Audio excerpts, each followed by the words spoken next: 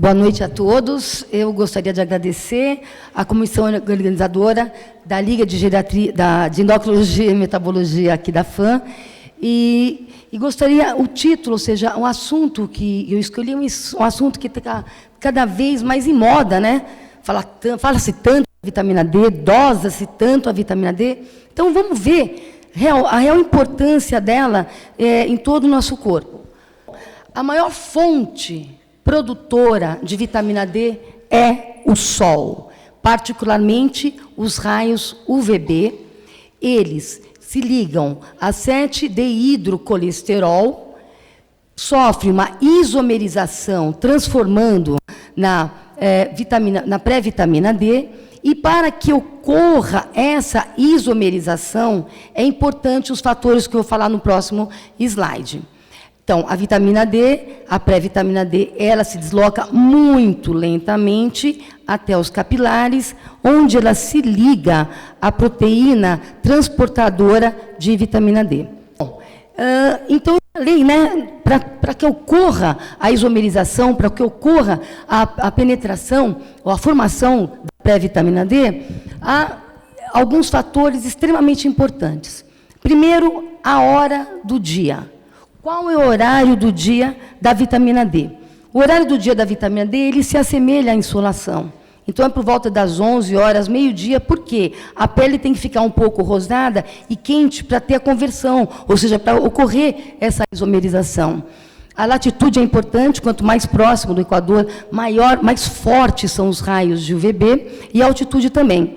Em relação à estação do ano, os raios UVB são mais prominentes na estação do verão e da primavera, portanto, porque os raios são o quê? Eles são perpendiculares, portanto, no inverno, esse sol aqui do inverno, ele não tem vitamina D.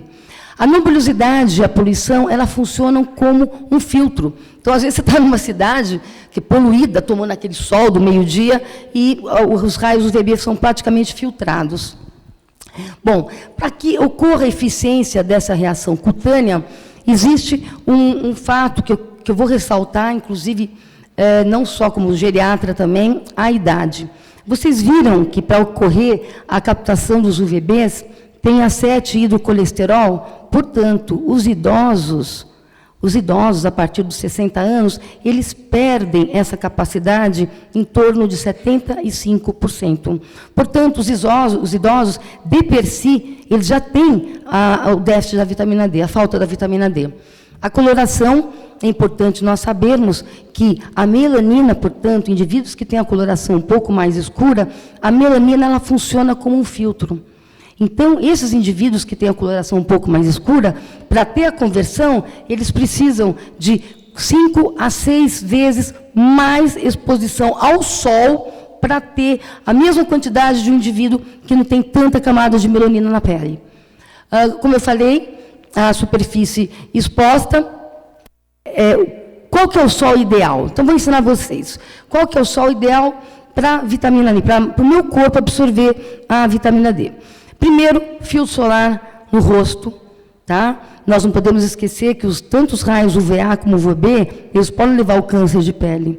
Então, protegendo as extremidades, as orelhas, por causa do câncer basocelular, e você deixa as extremidades, braço e pernas, sem o filtro solar, para que ocorra, basicamente, essa conversão, e depois vocês passam o filtro solar e vão andar, enfim, durante pelo menos de 10 a 15 minutos. Outro fato interessante aqui, vocês sabiam que nos Emirados Árabes, na Arábia Saudita, naquela região que o calor é absurdo, 60, 70 graus, vocês acreditam que as pessoas de lá são as que possuem deficiência de vitamina D mais expressiva? Portanto, as burcas, aquelas roupas em cima, praticamente elas funcionam como um filtro dos raios UVB. Bom, então vamos lá. Aqui em cima, radiação solar, 7-dehidrocolesterol, ela foi isomerizada, vocês já viram os fatores, ela transformou em pré-vitamina D, a vitamina D caiu aqui, ó, a circulação sanguínea, ela ligou ao transportador de vitamina D, que vai até o fígado, ela sofre a ação da 25-hidroxilase em conjunto com o citocromo P450, e aí sim, ela se transforma num substrato que é a vitamina D, a 25-hidroxivitamina D. Ela vai até o rim, ela se liga aos receptores do rim, sofre a ação da 1-alfa-hidroxilase, e aí sim, a forma ativa da vitamina D é a 1,25-vitamina D. Então, a vitamina D em forma ativa, ela vai no intestino, ela promove a absorção do cálcio e do fósforo. Uma das funções, incrementa a mineralização óssea. Ela possui essa forma ativa nos rins, uma função metabólica, como a secreção de renina, e inclusive também uma secreção que elas estimulam a produção de insulina pelo pâncreas, e funções neuromusculares. Eu quero que vocês prestem atenção nessa etapa aqui. O que acontece? Acabei de falar, a vitamina D faz toda essa função. Eu esqueci da paratiroide, que a vitamina D ela modula o PTH. Então, níveis de vitamina D, por exemplo, o PTH a gente sabe que ele tira o cálcio do osso. E níveis de vitamina D, quando estão muito baixos, o PTH está elevado e está tendo esse consumo no cálcio do osso. Portanto, quem modula o paratormônio é a vitamina D. Bom, então já fez todas essas funções que eu falei. O que acontece? Após ela fazer as funções, ela finalizar as funções, ela sofre a ação da 25-hidroxilase, transformando em 24, 25 vitamina D e degrada. Ela se torna inativa. Provavelmente seria uma forma do nosso corpo autorregular a produção de vitamina D e a gente não intoxicar. Isso é importantíssimo vocês saberem. Por quê? Porque a dosagem da vitamina D ela é substrato dependente. Então, uma das mensagens que eu vou falar no final da aula é justamente isso. A vitamina D, se você toma, tem. Se você não toma, você não tem. Por quê? Porque ela é degradada, ela é consumida. Então, voltando, o que vocês podem observar nesse gráfico? Níveis aumentados de PTH com níveis baixos de vitamina D. E conforme vai aumentando os níveis de vitamina D, vocês observam que vai normalizando os níveis do paratormônio. Olha que estudo interessante. Esse estudo é Arzoxifene.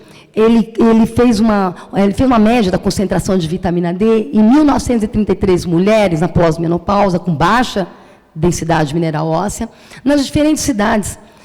Olha o que eles observaram, mesmo nas cidades perto da linha do Equador, o que vocês podem observar? Imagina, olha, Recife, Salvador, olha a média de vitamina D, abaixo de 30, ou seja, elas são deficientes.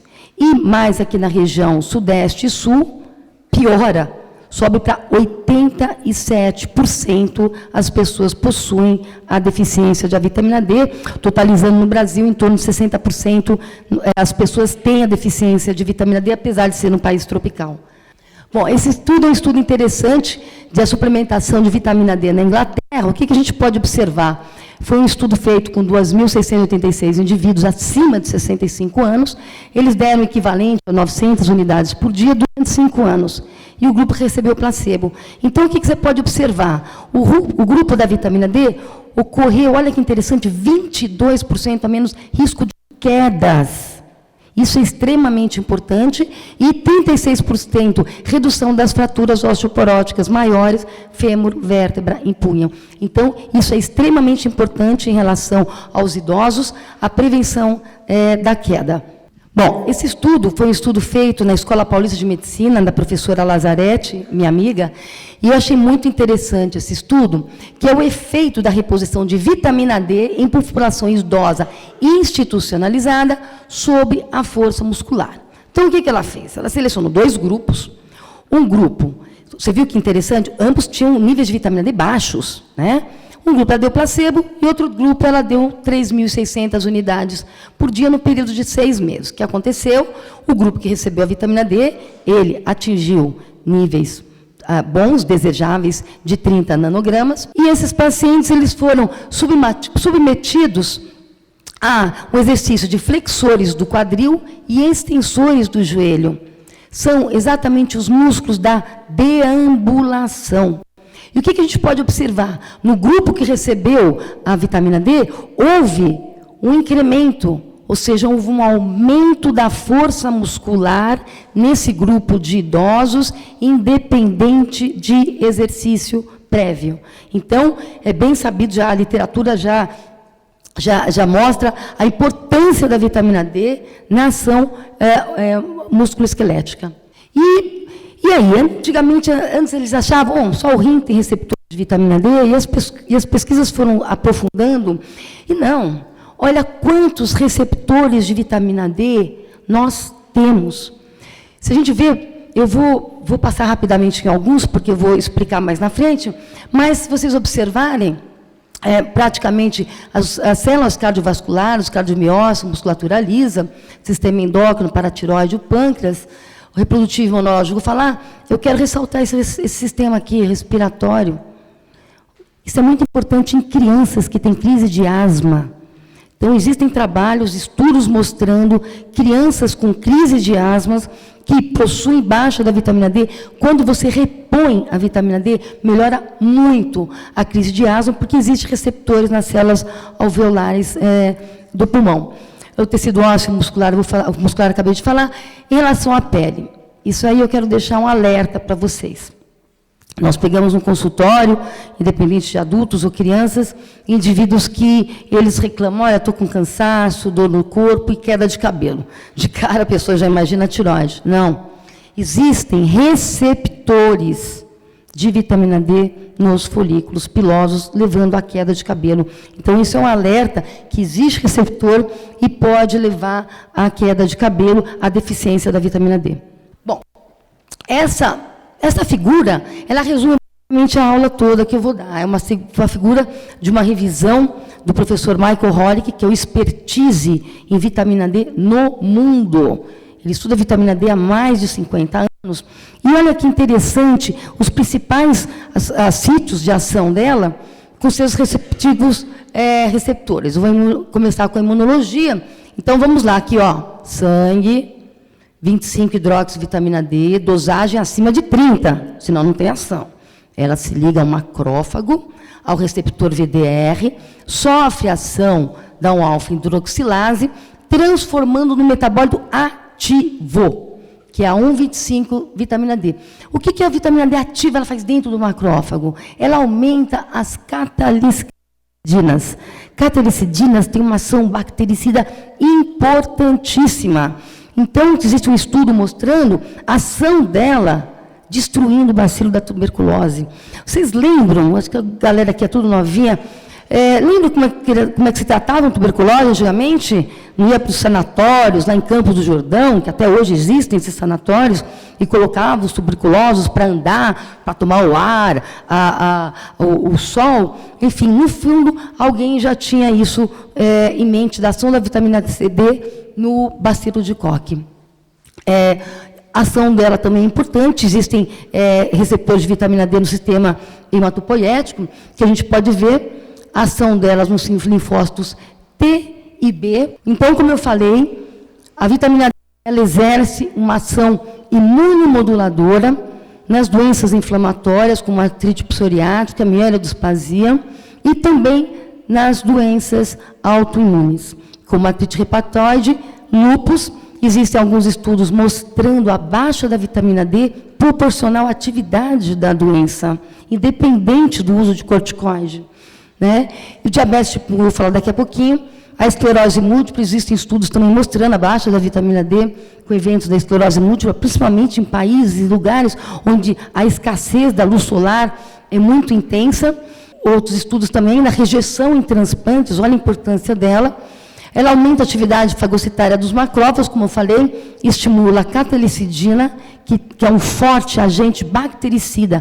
Olha a importância da vitamina D na gripe, tuberculose, as doenças infecciosas, a sepsemia. A gripe a gente está vendo agora, a vacinação contra a gripe, né? Porque os raios do inverno não têm a vitamina D, então começam a aparecer as infecções. Bom, em relação ao câncer, eu quero enfatizar que a maioria desses estudos, eles são feitos in vitro. Então, o que eles demonstram? Existem receptores na mama, próstata, cólon, pâncreas, ovários. Ou seja, a vitamina D ela é ativa, interna desses órgãos. E o que a gente vê com a vitamina D? Qual que é a ação dela no câncer?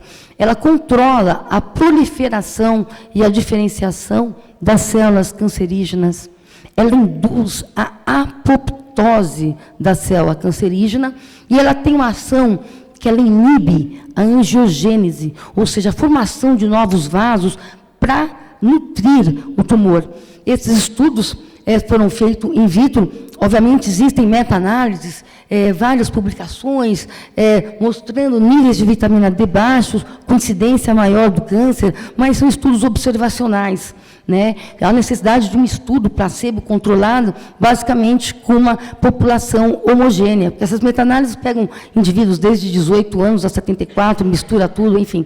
Então, há necessidade de comprovar, sim, a ação da vitamina D no câncer com um estudo mais homogêneo, placebo controlado, enfim. Como eu falei, aqui a ação da vitamina D no câncer nos receptores do câncer de mama, cólon e próstata, né? E também, o que nós vamos observar agora? O rim, ele produz a forma ativa de vitamina D, lembra que falei? Estimula o pâncreas a produzir insulina, e depois eu vou falar na parte cardíaca, ele controla a produção de renina, que é muito importante na hipertensão. Bom, em relação ao diabetes, os estudos são muito interessantes, principalmente no que se concerne ao diabetes tipo 1. A Finlândia é o lugar que tem maior índice de diabetes tipo 1 no mundo, em torno de 81%.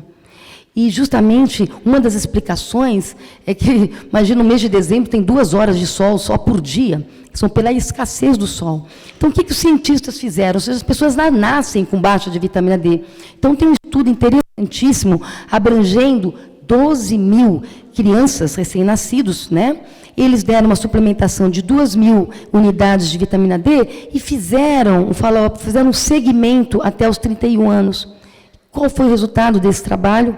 Houve uma redução de 78% do diabetes tipo 1. Então, é importante vocês terem em mente a ação imunomoduladora da vitamina D. Não estou falando que a vitamina D está curando diabetes, não. Ela tem uma ação importante na imunomodulação, principalmente dessas doenças autoimunes. Existe a expressão genética, existe a expressão do ambiente também, mas a gente não pode esquecer que uma pessoa com a baixa de vitamina D, nós temos que repor. Então, o que a vitamina D faz? Ela inibe a produção de citocinas inflamatórias, ela diminui a destruição das ilhotas de Langerhans, diminuindo também a insulinite autoimune que ocorre no diabetes tipo 1. Em conjunto, nós vemos que a 1,25 produzida pelos rins, ela estimula o pâncreas a produzir insulina e também existem receptores de vitamina D nas células beta do pâncreas. Então, a vitamina D, ela estimula o pâncreas a produzir insulina, e isso é muito importante quando a gente trata um paciente diabetes. Bom, e o sistema cardiovascular? Existem várias meta-análises mostrando, eles às vezes não sabem qual que é a causa, qual é o efeito. Então, existem estudos observacionais, populacionais, mostrando a proteção da vitamina D com eventos cardiovasculares, né, justamente pela essa ação que ela inibe a atividade da renina, que é o controle de pressão arterial. Existem muitos estudos correlacionando a baixa da vitamina D com hipertensão. Quando você repõe a vitamina D, ocorre uma tendência à normalização da pressão. Eu tenho tido isso com os pacientes no consultório. Ela tem uma regulação negativa na PCR, né, que é a proteína C reativa, que é um marcador de doença cardíaca. Ela possui efeitos anti-inflamatórios, principalmente na gênese da placa de ateroma. Então, é bem importante isso, sem falar que ela age na musculatura lisa do vaso, relaxando, tornando os vasos mais tortuosos e mais fácil. Isso aí também colabora na parte da hipertensão arterial sistêmica. Esse aqui é um dos estudos bem interessante, que foi feito com mais de 422 mil indivíduos, que correlacionou níveis de vitamina D e mortalidade e síndrome coronariana aguda. Então, eles acompanharam esses indivíduos, você pode observar esse gráfico em J. Então, aqui, risco aumentado cardíaco, quando mais você vai normalizando a dosagem da vitamina D, Você pode observar aqui, quando ela chega ao ótimo, que é em 30 nanogramas, basicamente ocorre uma redução importantíssima do risco cardiovascular e eventos coronarianos. Esse estudo é o estudo Vital. É um dos estudos mais esperados e conhecidos mundialmente sobre vitamina D. Ele iniciou em 2012 e concluiu agora, há poucos meses. Então, todo mundo falava, não, mas são estudos observacionais, meta-análise, você avalia vários estudos e faz uma conclusão. E aí? E estudo intervencionistas? Nós precisamos fazer um estudo intervencionista, né, com vitamina D, alternado com placebo, numa população homogênea. E surgiu o Vital em 2012, foi uma repercussão mundial, todo mundo atento, o que esse estudo vai dar? Que foi um estudo feito em Boston, né? E o que ele mostrou? Eles deram 2.000 unidades, então eles pegaram indivíduo, homens acima de 50 anos e mulheres acima de 55 anos, e eles deram num grupo 2.000 unidades, seguido do ômega 3, e depois alternavam com placebo. Bom, observem a conclusão. Que a suplementação da vitamina D não teve nenhuma incidência em evento primário de doença cardiovascular e nem do câncer, quando comparado ao placebo. Bom, vamos estudar, entrou em discussão com os expertises. O que nós observamos nesse estudo? O índice de massa corpórea desses pacientes, eles eram todos obesos. Nós sabemos que a gordura sequestra a vitamina D. Eles deram quanto? 2.000 unidades para um obeso com IMC de 30? Dificilmente. Uma das sugestões desse estudo foi que ele continuasse, para ver se mostrava mais alguma coisa.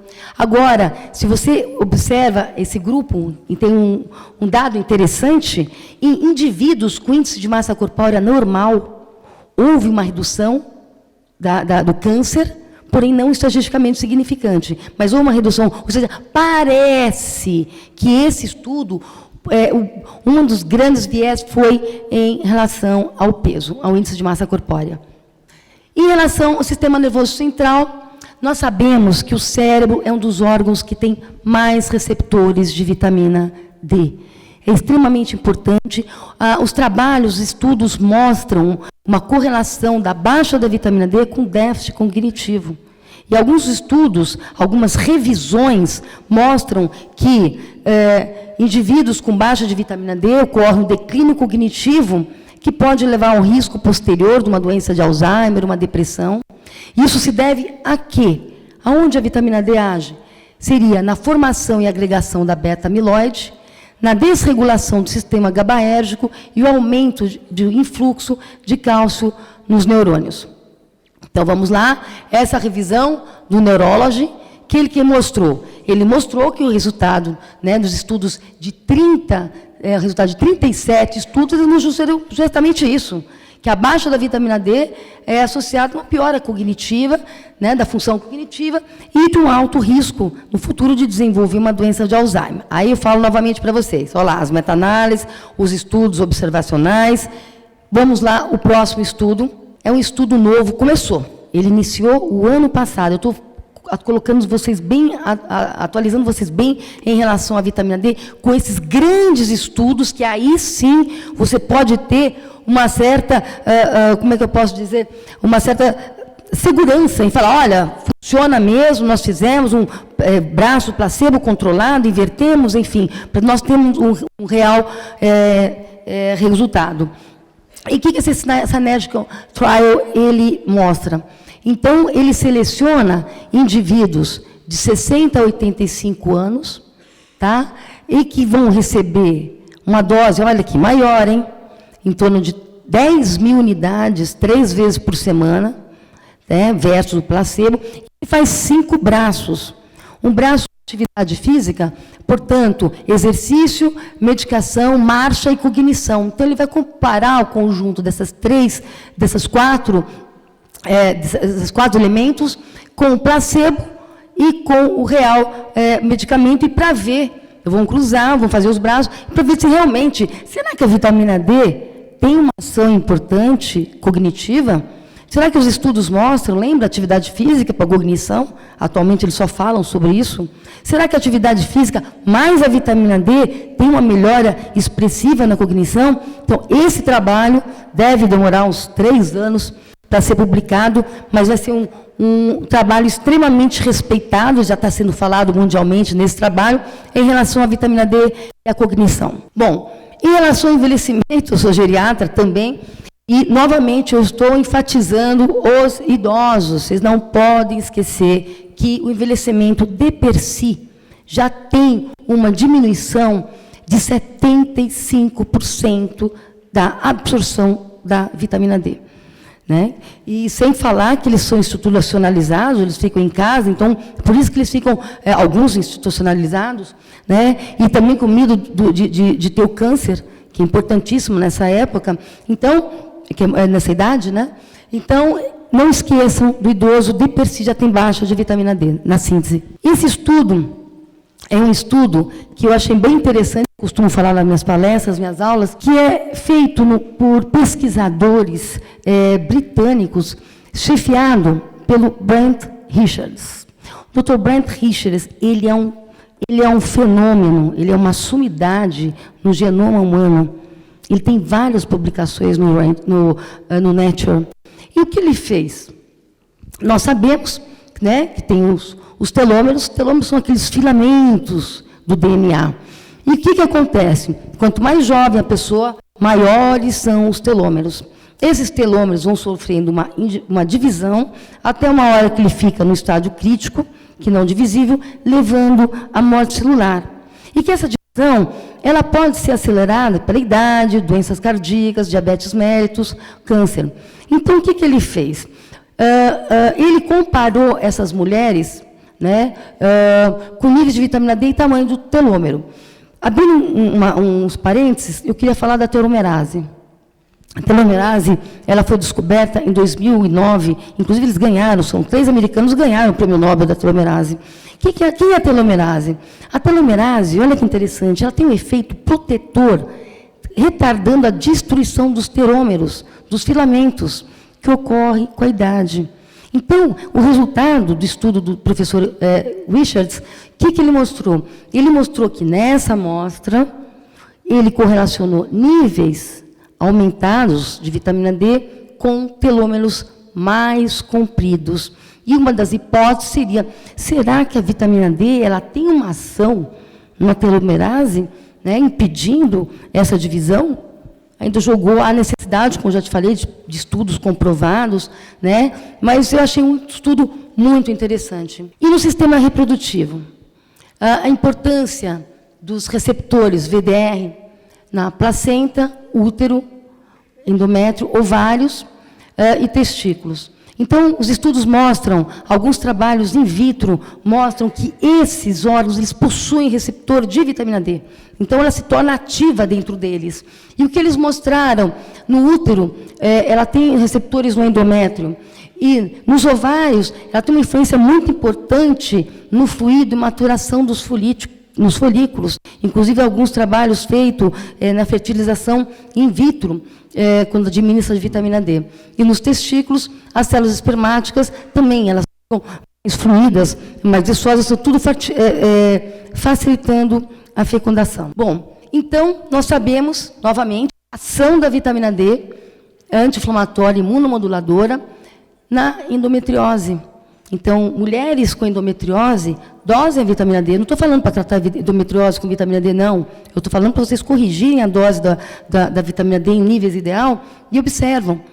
A síndrome de ovário policístico é muito interessante, inclusive a resistência à insulina que tem abaixo da vitamina D, ela aumentando, era melhor a resistência à insulina, melhor o hirsutismo, acne, a irregularidade menstrual e, como eu falei, melhorando bastante a síndrome do ovário policístico. Novamente, a importância da vitamina D mostrada aumentando o fluículo folicular do ovário e aumento o fluido de viscosidade nos espermatozoides. Isso aqui é extremamente importante, porque as mulheres estão deixando para dar à luz mais tarde, né? E a gente sabe que existe uma falência ovariana, uma diminuição da produção dos folículos. Então, em indivíduos que têm a baixa da vitamina D, eu acho interessante, vamos repor a vitamina D e aí depois a gente observa. Bom, a placenta. A placenta é um órgão extremamente importante, ele tem um receptor de vitamina D, e a placenta, quando a vitamina D se torna ativa, ela tem uma ação da atividade bactericida, aumentando, produzindo a catelicidina e a beta-defensina. Ou seja, ela promove a proteção do feto, que é a defesa inata. Isso é extremamente importante na gestante, como proteção, né, desses agentes que nós estamos vendo por aí, agressores, enfim, na gravidez. Em relação ao recém-nascido, existem alguns trabalhos mostrando a gestante com baixa de vitamina D e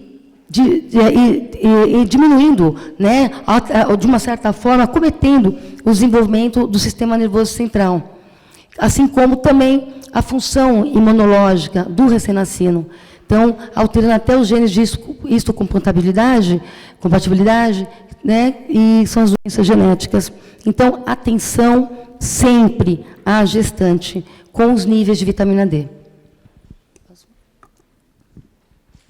Bom, então, o que a gente pode observar nesse estudo? O estado de vitamina D, as recomendações do Endocrine Society da SBEM, né, você pode observar que a deficiência de 0 a 10, a suficiência até 30 e o normal acima de 30. O professor Hollick, como eu já falei, é o maior papa da vitamina do mundo, o que ele fala? Ele chegou à conclusão que ele acredita que manter os níveis em 40 e 60 nanogramas no sangue, tá, é extremamente desejável, né, na população, e que até 100 tem uma certa segurança. Então, a importância de nós,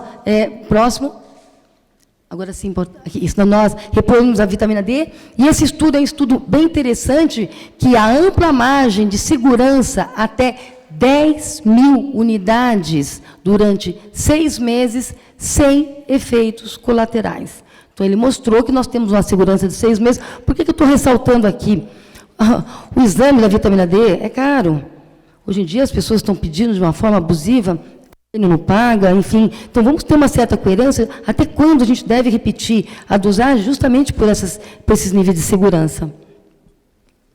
Então, nós sugerimos que todo adulto deficiente de vitamina D abaixo de 20 seja tratado com 50.000 unidades de vitamina D3, a D2 não está sendo usada mais, depois eu explico, uma vez por semana, por 8 semanas, ou com equivalente a 6.000 unidades diárias para atingir a concentração sanguínea de 25 vitamina D, levando a níveis acima de 30, seguindo da dose de manutenção. Vocês não podem esquecer, os estudos mostram, inclusive um estudo muito bonito, feito em linfócito, ele mostrou, alguns autores, eles acham que o real ação da vitamina D é níveis bons crônicos. Tem um estudo muito grande que ele comparou, que ele falou assim, olha, eu acho que a vitamina D, ela não está ligada à doença, ela é um marcador de saúde. Por quê? Quem tem níveis bons de vitamina D são pessoas que passeiam no parque, são pessoas que fazem atividade física, tá? E que, nesse mesmo estudo, esse mesmo trabalho, ele falou que, no passar dos anos, com as ações inflamatórias do nosso corpo, a vitamina D é consumida. Então, isso aí é uma mensagem bem importante para vocês ficarem sempre de olho dos indivíduos com a dose da manutenção. Bom, então, as principais fontes nutricionais de vitamina D, é um estudo Brazos, um estudo interessante, é o regardatório alimentar de 24 horas com 2.344 indivíduos com 40 anos, né, ou mais, em todas as regiões brasileiras. Qual foi a conclusão? Olha a ingesta média do brasileiro, não é à toa que a gente tem baixa de vitamina D, ou seja, eles ingerem, basicamente, 80 unidades por dia. Próximo. Bom, e os alimentos que têm a vitamina D, será que é só o sol? Nós sabemos, a maior fonte de vitamina D é o sol. E os alimentos? Quais alimentos seriam importantes de vitamina D? Eu dou uma olhada especial nesse óleo de fígado de bacalhau. Vocês lembram, antigamente, acho que a parte da bisavó, das nossas bisavós, que eles davam a tal da solução Scott para a mulherada, para elas ficarem férteis, bonitas mulheres, mães e não terem doença. E realmente, naquela época, as mulheres tinham quantos? 10 filhos, 8. Então era obrigatório, a mulher entrava na adolescência, eles davam esse óleo de fígado de bacalhau. Olha quantas unidades tem de vitamina D no óleo de fígado de bacalhau. E, bom, então, a recomendação para a ingesta diária de vitamina D, vocês podem observar que é importante sempre a suplementação da vitamina D, tanto em recém-nascidos, né, em crianças, adolescentes, nos adultos, e eu vou chamar novamente a atenção às grávidas. Os estudos mostram a concentração de vitamina D do cordão é exatamente idêntico ao do sangue da mãe. Então, a dosagem da vitamina D na grávida tem que ser administração diária. Não pode fazer dose de ataque a cada 7 dias, justamente porque, pela dosagem do sanguínea da mãe, é exatamente idêntica ao do feto. Então, fiquem atentos. Próximo. E grupos de maior risco para deficiência de vitamina D. Eu já falei dos idosos, né? Eles não têm aquela conversão da pele, ainda fica institucionalizados, fechados, então eles são o potente risco para a baixa de vitamina D. Os obesos, eu já expliquei também, a gordura ela sequestra a vitamina D. Então, indivíduos obesos necessitam de maiores doses de vitamina D para atingir o nível ideal no sangue. É por isso que eu falei, aquele estudo vital, eu desconfio, eu li aquele estudo, né, era uma população obesa, e não deu nenhuma significância. Enfim, usuários de anticonvulsivantes, por que é importante? Porque esses anticonvulsivantes, quando eles são metabolizados no fígado, eles agem no citocromo P450 e degrada a vitamina D. Indivíduos com restrições à exposição solar, que são os acamados, né? E pessoas em instituições de longa permanência, a má absorção intestinal, portanto, as cirurgias bariátricas em decorrência da própria absorção. Então, nas pessoas que fazem cirurgia bariátrica, o ideal mesmo é a vitamina D parenteral. E indivíduos com baixa exposição solar efetiva, eu acho que vocês se enquadram aqui, não saem, ficam trancados em 4 paredes, eu vejo pela minha filha, né? E a água vai relaxar. Relaxa e entra no Netflix, né? E aí ela chega toda contente em casa, mãe, olha, eu vou ter um tempinho de folga, puxa, que legal. E aí ela vai com as amiguinhas, para onde? Shopping center. Fazer o quê? Assistir cinema. E depois Outback, né? Eu sei. Agora, custa vocês, vão no parque, andar de bicicleta, fazer algum tipo de exercício. Existem uns estudos bem interessantes que eu quero falar para vocês. Vocês sabiam que ocorre a produção da beta-endorfina na pele? Então, aquela sensação de bem-estar, a gente está na praia, está relaxado, e a gente acha que é o vento, não. É a vitamina D produzindo a beta-endorfina, dando uma sensação de relaxamento. Bom, como eu falei, os medicamentos que aumentam o catabolismo da vitamina D, próximo, tem pouco tempo. Próximo. Fenitoína, formaldeído. A intoxicação de vitamina é extremamente rara, é muito rara. O Michael Holick, ele pegou uma intoxicação que foi erro na fórmula magistral. Em vez de formar 2.500 unidades, houve um erro da farmacêutica, ela fez 25 mil unidades para dar para uma criança. Aí ele foi chamado, ela estava intoxicada. Então, você tem que tomar muito cuidado na parte das fórmulas. A automedicação, também, graças a Deus, não chegou a intoxicar, mas eu tive uma paciente, uma advogada, que ela estava com cansaço, indisposição, baixa de vitamina D. Eu comecei a repor a vitamina D e ela se empolgou. Em vez da dose em gotas que eu tinha preconizado, ela começou a virar o vidro. Ela voltou no consultório com 200 de vitamina D. Graças a Deus, o PTH não estava suprimido. Ela perguntou, e aí, doutora, o que eu faço? Estava sem sintomas. Eu falei, para daqui a 2 meses, vão repetir novamente, e como eu já mostrei para você, eu repeti a dosagem dela, estava em torno de 50. Ou seja, olha o consumo da vitamina D no nosso dia a dia. Enfim, aquelas doenças. Bom, eu selecionei 3 casos clínicos interessantíssimos, né? Esse caso é muito interessante. Essa paciente, eu estou gripada hoje, essa paciente é uma paciente que ela já passa comigo há muitos anos, a feminina de 71 anos, de antecedência ela é diabética tipo 2 há 10 anos, com uso de glifage, e ela vinha com queixa de cansaço, queda de cabelo, insônia. Ah, doutora, eu estou ficando velha mesmo, isso é normal para mim, e num mau humor terrível. Ela reclamava quando estava quente, quando estava frio, e ela falava, isso é porque eu estou velha. Bom, eu solicitei os exames dela, observe a vitamina D dela como estava baixa, 23. Eu iniciei a reposição, ela voltou após 6 meses, e foi muito engraçado, porque o meu consultório é uma casa térrea, e eu, por acaso, saí, dei de cara com ela, entrando, né? E ela, bom dia, doutora linda. Eu falei, meu Deus do céu, a gente sabe, né, que os idosos, existe uma condição chamada delírio. Então, uma infecção, o idoso tem delírio, e eu achei ela muito contente, porque não era habitual, mas, graças a Deus, para minha surpresa, os níveis de vitamina D dela ficaram adequados. E observe aqui, olha aqui o diabetes, que espetáculo. Olha a glicemia nesses 6 meses, caiu para 6,8, normalizando a hemoglobina glicada. Esse é um caso clínico de uma criança, inclusive é um caso clínico recente, eu atendi o ano passado. Ela veio encaminhada do pediatra para investigar a tireoide. Por quê? Ela estava tendo uma queda de cabelo, tontura, sonolência e falta de atenção. Estava tirando notas baixas no colégio, não prestava atenção, a mãe era chamada toda hora. Enfim, eu examinei a menina, né, peso, altura, um pouquinho gordinha. O que me chamou a atenção, ela possui uma falha aqui na região frontotemporal, bem importante, e a mãe falou, doutora, está sendo investigado com a dermatologista, é uma alopécia, enfim, assim ela me falou. Bom, comecei a pedir os exames, ela voltou com a vitamina D de 18, PTH elevado, eu iniciei a reposição da vitamina D, e depois da dose de manutenção, e ela voltou comigo após 6 meses, né, até um pouquinho mais magrinha, sem queixas. O que me chamou a atenção, a mãe chegou para mim e falou, doutora, não sei se é coincidência, depois de 2 meses da vitamina, ela foi chamada na escola. Ela estava acostumada a ser chamada da filha, notas baixas e tal. Eu falei, não, a professora veio perguntar para mim o que eu estava fazendo com a minha filha, que ela que sentava de uma cadeira, o outro não parava um minuto, ela estava quieta, prestando atenção.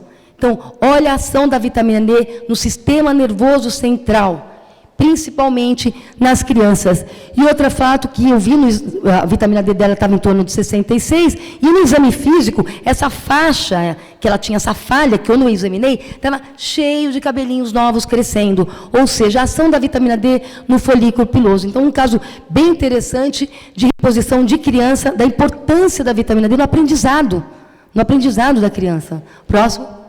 Esse caso é o último caso. É um caso que eu particularmente gosto muito, um caso de fertilidade. Essa paciente de 37 anos, ela veio encaminhada para mim do ginecologista, ela tem um hipotiroidismo, usava levotiroxina de 75, e quais seriam os antecedentes dela? Ela tinha história de 2 gestações e 2 abortos. Aí o gineco falou, olha, vai lá na endócrino, deve estar com algum problema a tua tiroide, por isso você não está conseguindo engravidar. Ok. Examinei, solicitei os exames, e os níveis de hormônio tiroidiano estavam normais, mas olha, 20 de vitamina D com aumento do PTH. Então, a gente sabe a ação da vitamina D no endométrio e nos folículos ovarianos, né? Então, eu iniciei a reposição da vitamina D. Nesse mesmo dia que ela veio o marido também. O marido falou, doutor, eu estou com tontura, cansaço, dor no porco, eu acho que eu estou com problema de tireoide. Bom, pedi os exames, né? E como ele queria também, estava numa programação de engravidar, aproveitei e pedi um espermograma para ele. E, para minha surpresa, 17 de vitamina D. Com PTH elevado de 69, o espermograma ele tinha uma oligospermia. Lembração da vitamina D nos folículos, né, e na maturação dos espermas também, na imunomodulação. Iniciei a reposição da vitamina D, depois eu mantive com 4.000, e mantive ela com 4.000, que é o preconizado para gestante. E ela voltou, após 6 meses no consultório, grávida. Gestante de 5 semanas, com uma vitamina D de 65, eu mantive as 4 unidades, o marido também, ele voltou com 51, eu mantive com 4.000, porque ele era muito estressado. Lembra que eu te falei que as doenças crônicas consomem os níveis de vitamina D? Por isso que é importante, né, hipertensão, diabetes, sempre de olho que o próprio estado inflamatório do nosso corpo já consome a vitamina D. E ela retornou depois de 6 meses, né? O marido também, com a vitamina D de 63, e eu pedi depois de 8 meses o espermograma dele que estava normal. Então, olha a importância da vitamina D no sistema reprodutivo. Depois de 2 meses nasceu o bebê do sexo masculino, e está muito bem. E Conclusão. Bom, como conclusões, eu estou terminando, a principal fonte de vitamina D é o sol. Só que naqueles horários que eu falei, simulante perto da insolação. A necessidade da pele ficar um pouquinho vermelha não é pele queimada, não. A insolação, aquela pele queimada, pelo contrário, ela atrapalha a absorção da vitamina D. Então, sem exageros. Tomar cuidado com câncer, né? Principalmente o UVA, pelo ser mais profundo, agir no DNA, o UVA pode levar aos melanomas, né? E a UVB, mais os vasos celulares. A eficácia depende da poluição, dos vestimentos, como eu conversei com vocês, latitude. Inverno, quase não existe a vitamina D pelos raios solares. Existe uma grande deficiência justificada pela baixa exposição solar das comunidades urbanas. Vocês são exemplos, né, que não saem para nada, só estudam, né, e o pouco tempo livre que tem, vão para shopping. Que acontece um pouco mais de 50% da população. E as suas ações benéficas são importantes, todos nós sabemos, bem pré-estabelecida no sistema ósseo e no sistema músculo-esquelético. Idosos institucionalizados, apresentam nível muito baixo de vitamina D. É importante quando você quer reabilitar o idoso. Reabilita o idoso, quando ele faz uma fisioterapia, ele anda melhor quando tem níveis adequados de vitamina D. A vitamina D ela tem que ser corrigida, levando-se o baixo custo e os potenciais benefícios. E mulheres que desejam engravidar ou gestantes, cuidado, é importantíssima a vitamina D para a proteção do feto e o futuro do feto também, principalmente o sistema nervoso central e aquelas alterações genéticas que eu mostrei da baixa dela. Então, e as doses de ataque de manutenção preconizária são bastante seguras, sem risco de intoxicação. E eu costumo falar que quando há bom senso, há consenso. Cuidado com ingesta excessiva. Cuidado com doses infundadas. Da subdose, você não vai ter uma resposta. Vamos seguir as normas da Endocrine Society e do SBEM, e da SBEM. E o próximo? Essa é uma revisão que eu até oriento, até aconselho vocês, do professor Michael Holick, publicado no New England, da deficiência de vitamina D, e mostra especificados, principalmente os receptores extraósseo. E aqui também, queridíssimo, e aqui também é o professor Michael Holick, é um dos eventos que teve aqui em São Paulo, ele é meu amigo, estou agradecendo ele, que ele é uma pessoa extremamente solícita. Eu troco e-mail com ele, eu converso com ele. Quando ele vem para o Brasil, a gente se encontra nos eventos, a gente conversa. Então, apesar de ele ser o Papa da vitamina D, ele é uma pessoa extremamente gentil, uma pessoa extremamente simpática. Então, eu estou agradecendo a ele também. Agradecendo a professora Marise Lazarete, da Escola Paulista de Medicina, é uma das grandes expertises em vitamina D. Eu estou sempre conversando, trocando ideias com ela. E também agradecer a Isabela, minha filha, cadê ela? Não sei, essa hora ela some. A Isabela, que ela me ajudou a formatar essa aula, e agradecer a vocês pela atenção